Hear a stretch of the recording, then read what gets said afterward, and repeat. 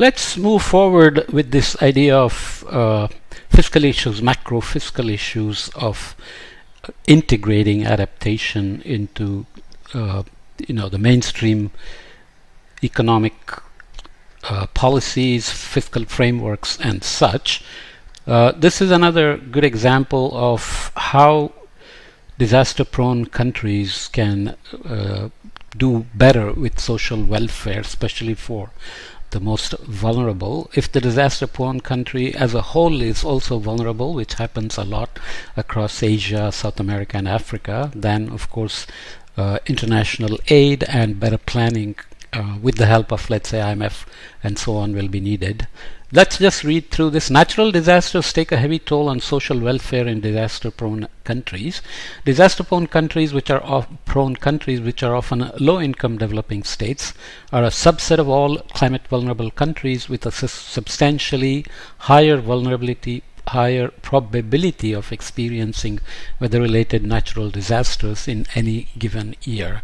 This is playing out in an interesting way, especially in 2023 as I'm recording this, because US has had a smorgasbord of weather-related disasters, heat waves, droughts, floods elsewhere, and so on. And obviously this is a rich country and not really vulnerable to climate change. But if you look at evolutionary time scales, or at least Holocene time scales, societies have paid a big price when they got repeatedly hit by disasters. It's not one year that determines the fate or the future, but if something begins to happen again and again, then people tend to move because they cannot cope with that situation anymore. So internal displacements are very likely if some of the conditions continue to happen again and again. So nobody is completely, vulnerability free in that sense. Being small in surface population or the size of their economy, such countries experience much larger capital damages and economic losses as a function of GDP in the aftermath of natural disasters. On average, disaster-prone countries have lower levels of income, private expenditure, and social welfare. Obviously, everything is about survival and just dealing with crises rather than being in a position to plan for the future or even have welfare programs that help people to recover and manage disasters. Cantelmo, Melina, and this paper, Papageorgiou, find that more frequent and powerful weather disasters in these countries cause an average welfare loss equivalent to a permanent reduction in consumption of 1.6%. And as you can see, this can become an evil loop where consumption goes down, tax income goes down, and then government suffers more. Then if international aid is not there to recover and get back on their feet, this can become a downward spiral. And countries like Sri Lanka and Pakistan did face serious bankruptcy issues. Argentina went through it because of not necessarily climate change related issues, but fiscal mismanagement, let's say, in many ways. So this is always a combination. You are already teetering on the edge, and then a natural disaster can push you over the limit.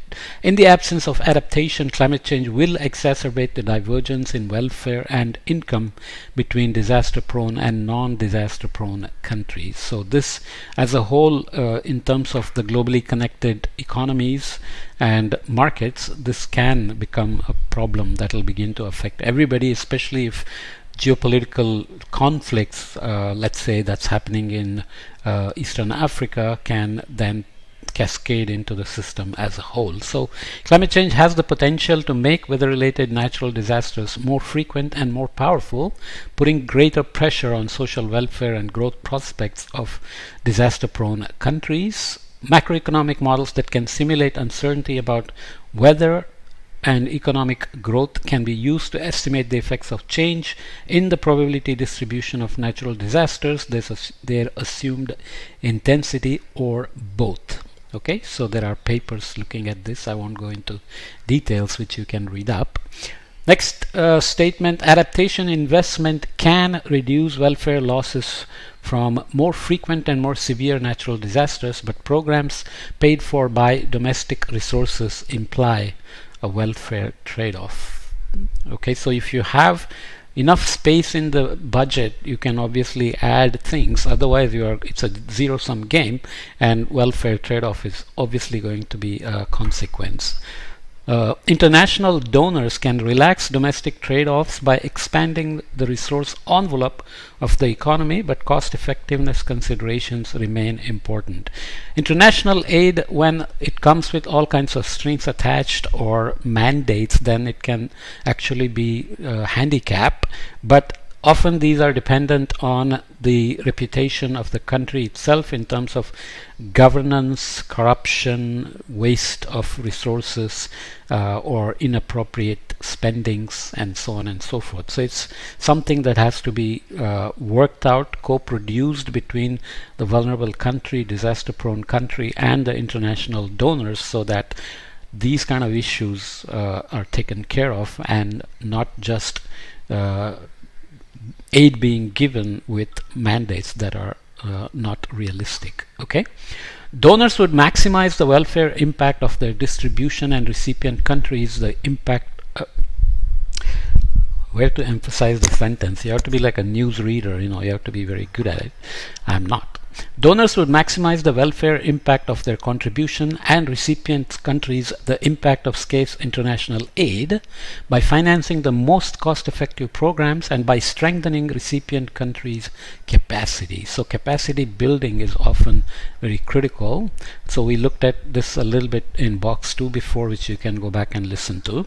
So here is an example: welfare gain from investing in resilient capital in disaster-prone countries. We are looking at share of resilient capital as a percentage of total public capital, and here welfare gains as a percentage of baseline welfare loss. So you are starting here with 0 and 0. As share of resilient capital grows, the welfare gains grow, but if it becomes a larger and larger fraction of the total public capital, then welfare gains will begin to decline and may even become negative, because the country is mostly spending on other priorities and welfare takes a big hit.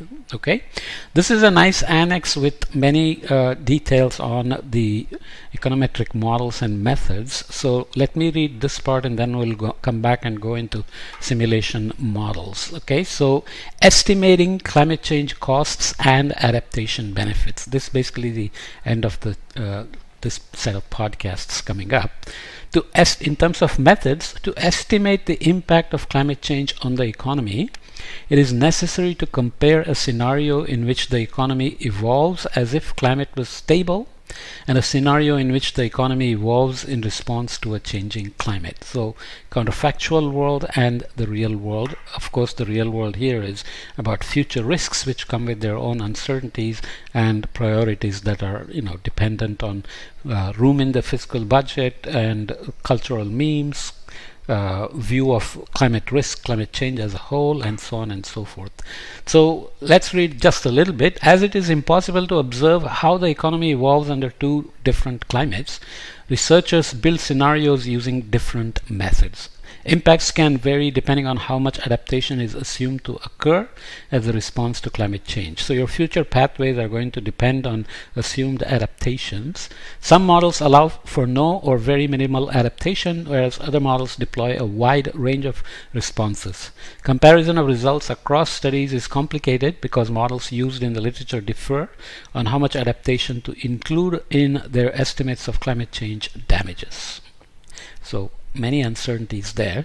To estimate economic benefit of adaptation, models must incorporate adaptation mechanisms that can be turned on and off to generate scenarios with and without adaptation. So you have to keep making these what if scenarios and narratives for the future with and without adaptation, with and without climate change. So very complicated phase space. The benefit of such adaptation can then be measured by comparing economic losses under climate change with and without adaptation. So we looked at the GDP loss with climate action and without climate action in other podcasts. Not all models have this degree of flexibility to study climate change impacts and adaptation. Other methods can be used to estimate the impact of climate change with adaptation, but they are black boxes where the adaptation mechanism cannot be easily controlled. This annex provides a synthetic overview of the main methods to study climate change impacts and adaptation. For much more detailed recent reviews of the literature, you can see these papers, which are in fact very important if you want to actually go further in depth in these topics. It is possible to separate the methods used in the literature to estimate climate change and impacts and adaptation into two broad groups. The first group relies on the parameterization of models that can simulate the economy or other sectoral outcomes such as crop yields, energy, water demand, etc. These typically do not simulate the details of the climate, but climate is taken as a forcing, and then the focus is on socioeconomics, as we know with integrated assessment models, for example. Okay, so as a function of exogenous variables and model parameters, these models do this kind of parameterization, and obviously that means climate itself is an exogenous variable that is used as a forcing. These can be called simulation models because they can simulate how the exogenous variables here, such as GDP and yields, evolve under different choices of exogenous variables, including climate. So they don't directly estimate GDP or crop yield, but they represent the sectors of energy, water demand, and then look at outcomes on GDP and yields as exogenous variables.